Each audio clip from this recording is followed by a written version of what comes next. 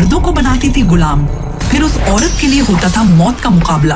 उस दिन मिट जाता था हजारों औरतों के माथे का सिंदूर, लेकिन क्या करती थी वो जीतने वाले के साथ? आखिर कौन है वो? क्या है उसका मकसद? सुनो सुनो सुनो सुनो, सुंदरनगर में कल डेथ मैच का आयोजन होने वाला है। राजकुमारी मणिकर्णिका भी इस आयोजन में पधार रही हैं। एक और मौत का खेल। पिछले साल मेरे देवर की गर्दन वहीं कट गई थी। राजा और उनके दरबारी इसे खेल कहते हैं, पर हमारे लिए ये मातम है। कल फिर न जाने कितनी माओं की गोद सूनी होगी, कितनी औरतों का सिंदूर मिट जाएगा। कल का मैच मजेदार होगा। ये गंदे गुलाम वैसे भी मरने लायक हैं। सुंदरनगर के राज परिवार और कुलीन कहे जाने वाले लोगों ने गुलामों के लिए एक नियम बनाया था। अगर एक भी गुलाम राज परिवार के योद्धाओं को हराकर जिंदा बच जाए तो उसके साथ सारे गुलामों को आजाद कर दिया जाएगा। इन्हीं गुलामों के बीच कैद था नील वायुपुत्र।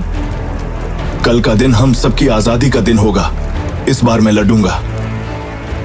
पागल मत बनो नील, हालत देखी है अपनी और हम सबकी। पूरे दिन हमें पीटा जाता है, खाने में 2 सूखी रोटियां और दवा के नाम पर एक मामूली गोली। अगर मौत भी हमारे ऊपर रहम कर दे तो उसका एहसान होगा। नील बीते 3 सालों से गुलामों की तरह यहाँ कैद था। उसे उसके ही भाइयों और परिवार वालों ने धोखा दिया था। नील कोई साधारण आम इंसान नहीं था। उसने अपनी पहचान छिपा रखी थी, क्योंकि उसे यहाँ से आजाद होकर एक बहुत बड़ा काम पूरा करना था।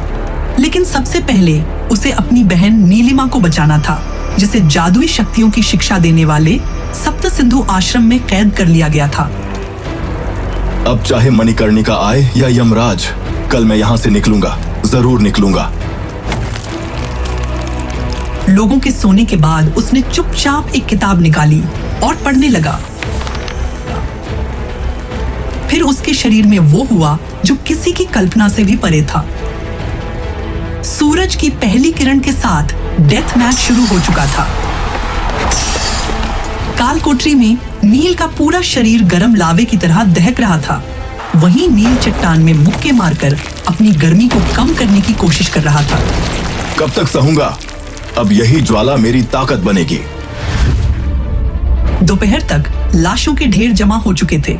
एक तरफ अमीर जहां जीत का जश्न मना रहे थे, दूसरी तरफ रोते चीखते गरीब और गुलामों के परिवारों का दर्द धरती और आसमान को भी दहला रहा था।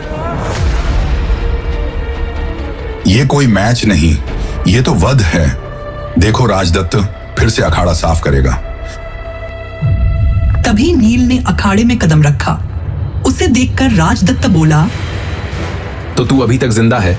लगता है तेरी मौत मेरे ही हाथों लिखी है। मेरी कहानी सुनकर लोग दुआ मांगेंगे कि उनका तुझ जैसा कोई भाई ना हो।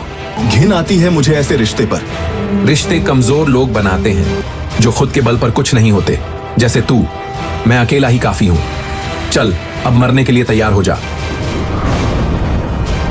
राजदत्त ने अपने हाथ की मुट्ठी को कसना शुरू किया और उसके शरीर में नीली ऊर्जा दौड़ने लगी। सैकड़ों हाथियों की शक्ति उस मुक्के में समाने लगी।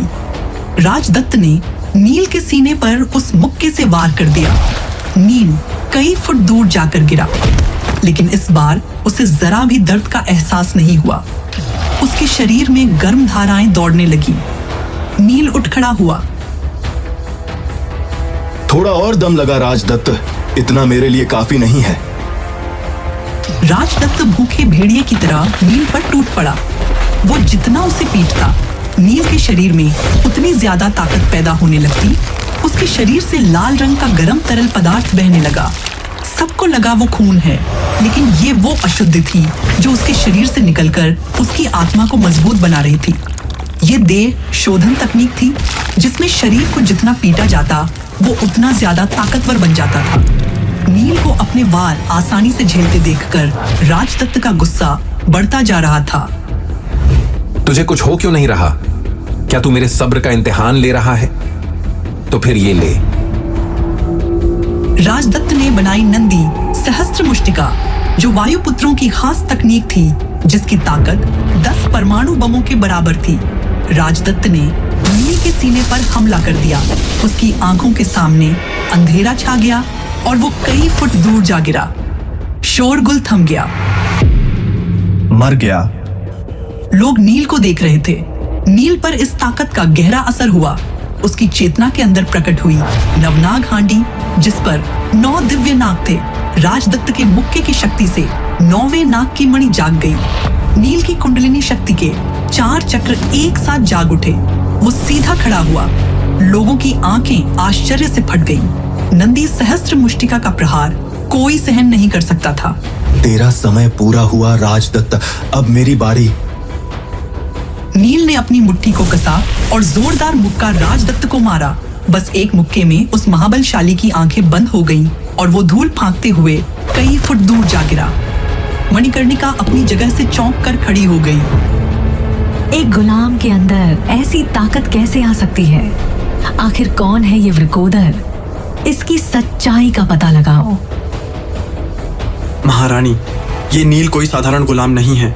इसके रगों में वही खून बहता है जिसने कभी महायुद्ध में सबको झुका दिया था।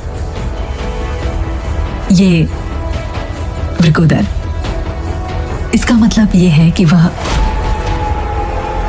डेथ मैच के नियमों के मुताबिक मैं जीत गया और अब आपको मुझे और इन सारे गुलामों को आजाद करना होगा महाराज नागेंद्र। इतनी आसानी से नहीं नील। तुझे आजाद छोड़कर मैं इतने बरसों की अपनी मेहनत बर्बाद नहीं कर सकता। तुझे आज मरना ही होगा। नियम तोड़ रहा है। ये तो खुद ही लड़ने आ रहा है। नागेंद्र महावीर स्तर का योद्धा था, जिसके 7 चक्र जाग चुके थे। नील को उम्मीद नहीं थी कि वो नियम तोड़कर खुद लड़ने के लिए आएगा। ये शक्ति, ये तो किसी युद्ध देवता की तरह है। मेरा शरीर इसे सह नहीं पाएगा। रुक जाइए महाराज नागेंद्र, उसे छोड़ दीजिए। आप जानती भी हैं आप किसे बचाने की कोशिश कर रही हैं। एक गद्दार के बेटे को, जो मौत की सजा पाया हुआ एक गुलाम है। याद है आपने मुझे एक वचन दिया था। उस वचन के बदले मैं इसका जीवन दान मांग रही हूँ। सम्राट बिंदुसार की बेटी मणिकर्णिका की बात टालने की हैसियत नागेंद्र की नहीं थी। वो तलवार फेंककर राजमहल वापस लौट गया। इतनी आसानी से नहीं छोड़ेंगे इसे। इसे मारना ही होगा। कुछ ऐसा कर कि कोई शक भी ना हो। उसने युजवेंद्र को चुपचाप एक इशारा किया, जो कूटनीति और षड्यंत्र रचने में शकुनी की तरह माहिर था। उसने उड़ते बात से किसी को संदेश भेजा। नील की हथकड़ियां खोलकर आजाद कर दिया गया। आदेश मिला है, तू आजाद है। वो वहां से निकल गया। अब मुझे जल्द से जल्द सप्त सिंधु आश्रम पहुंचना होगा। पता नहीं किस हालत में होगी वो बेचारी नीलिमा। नीलिमा, मैं आ रहा हूं। तभी आसमान से एक जोरदार गड़गड़ाहट की एक बड़ी सी हांडी आई और जमीन पर गिर पड़ी। उसमें से एक दुबला पतला हाथ निकला और उसने नील को हांडी के अंदर खींच लिया। उसमें से एक घिनौना सा दिखने वाला बूढ़ा आदमी निकला और उस हांडी को अपनी पीठ पर लादकर तूफान की तरह वहां से भाग गया।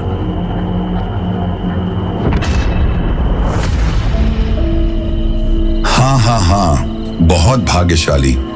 इस लड़के के पास एक विशेष गंध है। एक गंध जो मेरे हथियारों की तरह महकती है। ये मेरे हथियार के लिए एकदम उपयुक्त व्यक्ति है। मैं इस लड़के को ले जा रहा हूँ।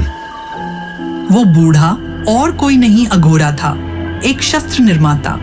उत्तरी क्षेत्र के अधिकांश शासक अघोरा से घृणा करते थे और उसकी शस्त्र निर्माण तकनीकों का विरोध करते थे। कारण था उसकी घृणित तकनीक। हथियार बनाने के दौरान वो जीवित लोगों के शरीर से खून निकालकर अपनी हांडी में डालता था। कभी कभी तो वो जीवित लोगों को सीधे अपनी हांडी में डालकर जिंदा जला देता था। अघोरा नील को लेकर चला गया, मगर इधर दूसरी तरफ कांसे की हांडी के अंदर नील चुपचाप बैठा था। उसके हाथ और पैर मजबूत जंजीर से बंधे थे, जिन्हें वो अपनी पूरी ताकत लगाने के बावजूद नहीं तोड़ पाया था। मैं कभी भी इतने विशेष शरीर वाले व्यक्ति से नहीं मिला। इस लड़के की खुशबू मेरे नश्वर हथियार की जैसी है। तुम मजाक कर रहे हो है ना? मुझे देखो, मैं भी तुम्हारी तरह हार्ड मांस से बना हूं। मैं सिर्फ एक इंसान हूं, ना कि कोई हथियार। इसीलिए बेहतर होगा कि तुम मुझे जाने दो। तुम्हें जाने दूं? क्या तुम मजाक कर रहे हो?